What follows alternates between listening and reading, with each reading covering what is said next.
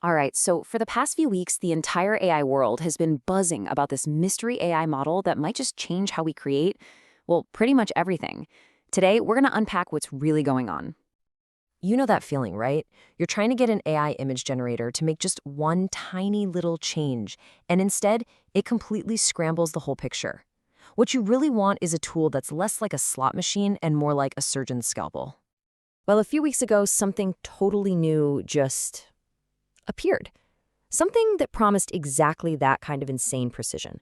And it arrived with no name, no company attached, just this kind of quirky nickname and results that were, frankly, mind-blowing. That's right. You heard me. The model was called Nano Banana. And for weeks, nobody had a clue where it came from. All they knew was that it was just unbelievably good.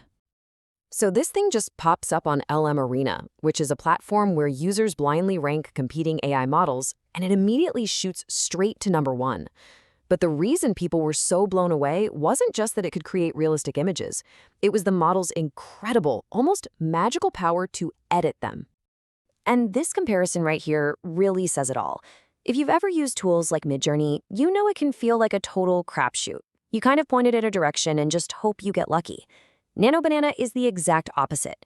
It's a scalpel. We're talking precise, targeted edits, perfect object consistency, and a model that actually finally listens to what you ask it to do. So the mystery just kept building for weeks. Then, a few folks from Google started dropping hints online, and everyone started thinking, okay, this has got to be for the new Pixel 10 phone. Well, that didn't happen. But then, just recently, Google finally confirmed it. Nano Banana is officially called Gemini 2.5 Flash. So yeah, the cool name is gone, but the power is definitely here to stay. So what's actually under the hood? What makes this model such a giant leap forward? Well, it really comes down to a few core abilities that work together in this incredibly powerful new way. First up is this thing Google calls multi-turn editing.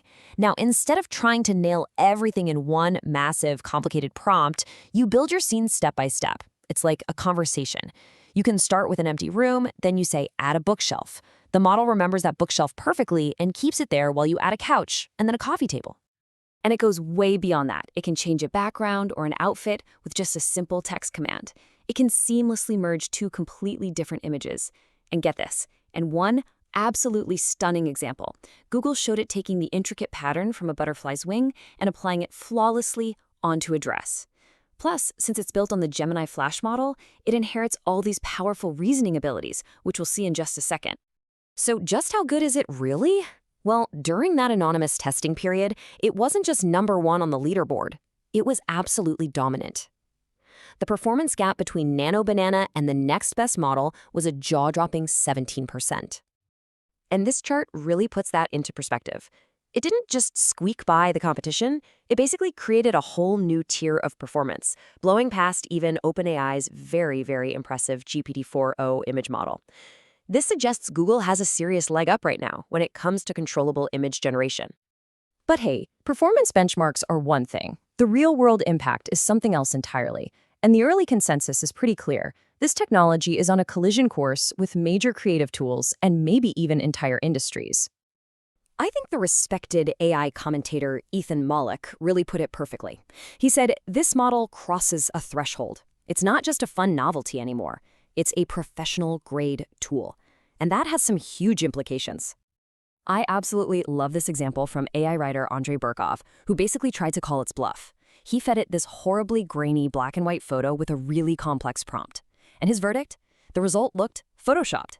But that's the whole point. The model took a completely unusable image and turned it into a full-color, professionally styled photo, a transformation that would have taken a human artist hours to pull off. And this is the really crucial part. We're not just talking about replacing a few tasks in Photoshop. This kind of technology threatens to make entire business models obsolete. I mean, think about all those startups built around virtual clothing try-ons. Their core feature, their entire business, could soon become just another native function in a Google app, and it'll probably be free. And some believe this is just the beginning. One commentator laid out a pretty stark prediction. The first tool that truly nails production-quality AI images could wipe out not just one job, but 10 at once. The photographer, the model, the stylist, the set designer, the whole shebang. Why? Because AI images are thousands of times cheaper to produce. This won't just disrupt an industry, it could fundamentally replace it. But this isn't just about doing old things better or faster. Nano Banana, or Gemini 2.5 Flash, unlocks capabilities that just weren't even on the table before, all thanks to its deep understanding of the world. This is where those reasoning abilities we talked about really shine, opening up whole new dimensions of creation. Look at AR annotation. You can give it a picture of San Francisco and it uses its world knowledge to identify and label the landmarks with facts. Or how about perspective shift, where it can take a first-person photo and just flip it to a top-down view? And maybe the most incredible of all, 3D mesh generation can take a 2D photo of a building and turn it into a usable 3D asset for video game.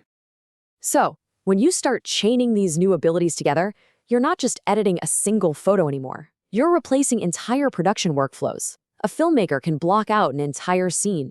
A marketer can generate a dozen different product shots for a new campaign, all starting from just one single image. So it's clearly incredibly powerful.